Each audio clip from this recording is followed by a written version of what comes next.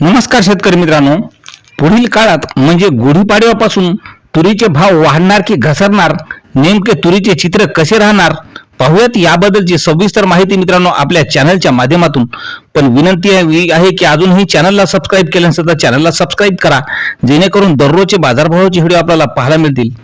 तर शेतकरी मित्रांनो, यंदा तुरीचे भाव वाढणार की घसरणार याच्याकडे सर्वांचेच लक्ष लागलेले आहे। यामुळे सध्या तूर विकावी की ठेवावी असा प्रश्न आता शेतकरी बांधवांना पडलेला आहे। म्हणजे तुरीचा हमी भाव केंद्र सरकारने यंदा 2025-26च्या हंगामासाठी तुरीला प्रति क्विंटल 8,000 रुपयाचा हमी भाव हा जाहीर केलेला आहे।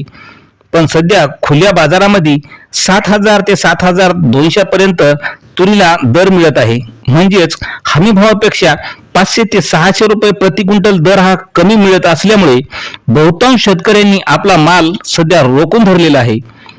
तर गुढीपाडव्यानंतर तुरीचे भाव आणखी वाढण्याची शक्यता जाणकारांनी व्यक्त केलेली आहे। याचे विशेष कारण म्हणजे पुढील येणारी वाढती लगनसराई, तसेच यंदा कर्नाटक राज्यातून बाजारात नवीन तूर आलेली आहे, पण वातावरणातील बदलामुळे त्या तुरीचा दर्जा सुपर क्वालिटी नाही। तसेच यंदा सध्या बाजारात तुरीची आवक कमी आहे। यंदा तुरीचे उत्पन्न कमी असल्यामुळे पुढील काळात म्हणजे गुढीपाडव्यापासून तुरीचे भाव पुन्हा वाढणार अशी माहिती बाजारातील अभ्यासकांनी व्यक्त केलेली आहे। तर मित्रांनो, अशाच तुरीबद्दल माहितीसाठी आपल्या चॅनलला सबस्क्राईब करायला विसरू नका। धन्यवाद।